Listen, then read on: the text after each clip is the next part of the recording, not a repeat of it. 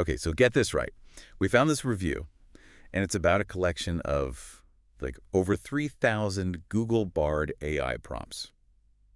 And it's wild. They're all about content creation, especially for affiliate marketing. So we're going to see how AI is like actually changing things, in the real world. Yeah, but it's not just like about the tech stuff, with Bard. The person who wrote the review, they actually used these prompts for their own business, and that's what makes it so interesting. For sure. And I'm all about the practical stuff. Now, I know you're like already in the AI loop. Yeah. But for anyone listening who's maybe like, wait, what's Bard? Google Bard is basically like having a super smart writing partner, Yeah, it uses natural language processing. which sounds kind of complicated. It does. But it really just means it like gets you and it responds like a real person would. Exactly. Like it's like having a brainstorming buddy, but, one that never sleeps. Available 24/7. No coffee breaks for Bard. But what really got me was the reviewer's journey. They started out skeptical, like I think a lot of us would be, kind of stuck with their marketing. But then they find these prompts, 3,000 of them, for only $25. And things changed. They can be a real game changer, those prompts. Especially, when you're just stuck. Yeah, like a whole new world opens up. So they tried these prompts in a bunch of different niches. But let's start with finance. That's where things got really interesting. Yeah, finance can be tricky, right? People think it's dry, boring.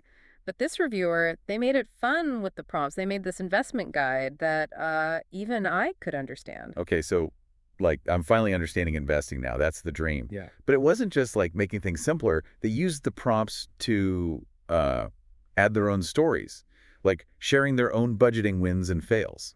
It's smart. It's like they're saying, hey, I'm just like you. I mess up too, but here's what I learned. Yeah. It's like getting advice from a friend, Yeah. not like a robot, Okay, speaking of friends, what about health and fitness? The reviewer used the prompts for meal plans and workout routines.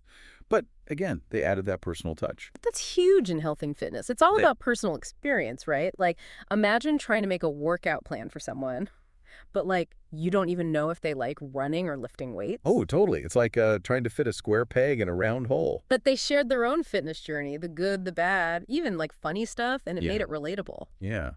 And it's not just about the wins, right? It's about being real, talking about the struggles. They even talked about wiping out in yoga class. Oh my gosh, I've totally been there, trying to be all graceful and whoops, faceplant. But by sharing that, they're saying it's okay to not be perfect. Exactly. It's about being human. Okay, so the reviewer didn't stop there. They tried a ton of other niches. I'm excited to see what else they came up with. Me too. Let's go to human resources next. Yeah. They used the prompts to make recruitment strategies. Yeah. And onboarding materials. Not the most exciting stuff, right? You'd think so, but they made it fun. They talked about this time they accidentally hired a professional napper. Wait, hold on. A professional what? Napper. Seriously. I mean, I love a good nap.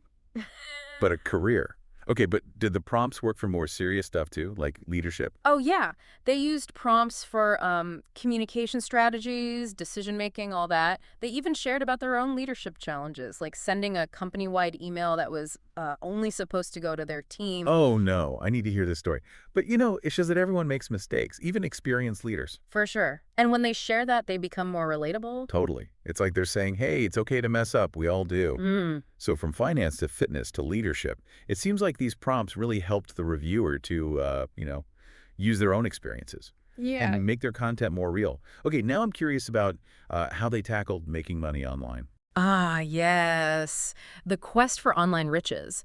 They used the prompts for guides on affiliate marketing, e-commerce strategies. They even shared their own online ventures, the good and the bad. Remember that cat-only affiliate campaign? Oh, yeah. Classic. It shows that sometimes our ideas just flop. Totally. But it's about learning and adapting, right? Exactly. Okay, from online business, let's switch gears. What about parenting and babies? I'm not a parent, but I bet these prompts could be super helpful. Oh, it's a whole other world. They use the prompts for practical advice, infant care, child development, and they use their own experiences to make it relatable. I love that. Imagine being a new parent, exhausted, overwhelmed, and you find content that's actually helpful and makes you feel less alone. Yeah, it's about that shared experience. They even talked about late night feedings, diaper disasters, all that fun stuff. Oh, man. They've been there. Okay, let's move on to personal development. Always a hot topic. The reviewer used the prompts for things like goal setting, habit building, time management, all that. But again, they didn't just give generic advice. Nope. They shared their own, like, personal growth journey, the Yeah. struggles, the wins, the strategies. That's what I like to hear. Someone who's not afraid to admit they're not perfect, it makes the advice more real. For sure. It's that vulnerability that connects with people. Totally. Okay, let's talk productivity. I'm always trying to be more productive. The eternal struggle, right? Up notch. They use the prompts for productivity hacks, task management, all those tips and tricks. But, as always, they brought in their own experiences. That's what makes it so good. It's not just random tips. It's like, hey, I tried this thing and it was a disaster, or this app changed my life. Exactly. We learn from each other. Yeah, having a productivity coach right there in your pocket. Okay, let's move to a totally different technique programming. Now, this is interesting. They use the prompts for, like, different programming languages, coding best practices, even share their own coding problems. That's impressive. Yeah. So these prompts aren't just for, like, lifestyle stuff. Right. It shows that even in a field like programming, there's still room for personal experience. Totally. Connecting with other programmers, sharing those aha moments. Yeah. We're all human, right? No matter what we do. Okay, last stop. Small business. They use the prompts for marketing strategies, financial management, all that good stuff for business owners. And of course, they made it relatable with their own stories. That's amazing for anyone running their own business, or even just thinking about starting one. It's like having a mentor who's been there, done that. Yeah, they talked about their wins, their struggles, those moments where they were just like, what am I doing? We've all been there. But it's about, figuring it out. Embracing the unknown. Exactly. And that's something we can all relate to, right? Absolutely. Okay, so we've covered a lot here. Finance, fitness, programming, and more. I think what we're seeing is that these prompts aren't just about making content. They're about, like, unlocking those personal stories, those real experiences that connect us. That's the real magic. They encourage us to be ourselves, to share our stories. And this whole collection of 3,000 prompts, it's only $25. That's like less than a penny per prompt. Seems like a pretty good deal. Especially since they have a money-back guarantee. You can get your money back within 60 days. So if you're feeling stuck or just curious about AI, give it a try. You might be surprised. Yeah, what I find really cool about all this is, like, how AI is changing. It's not just robots and self-driving cars anymore. It's about helping us be more creative, more productive, more connected. It's about opening up all these new possibilities. I think that's something we can all get excited about. Yeah, it really is amazing how AI can be like that, like a partner, helping us to be more creative. Yeah, like a brainstorming buddy who can help you see things differently, especially when you've been staring at the computer screen for too long. You know what I mean? Totally. And it's not just about the ideas, right? It's like the prompts encourage you to, like, put yourself into the content, your personality, your experiences. Right. So it's different from those generic content generators. It's not just robotic. It's about using AI to, like, make your own voice stronger. Exactly. It's not replacing human creativity. It's more like enhancing it. Yeah. Like, we're still in control, but AI is, like, giving us a boost. Yeah.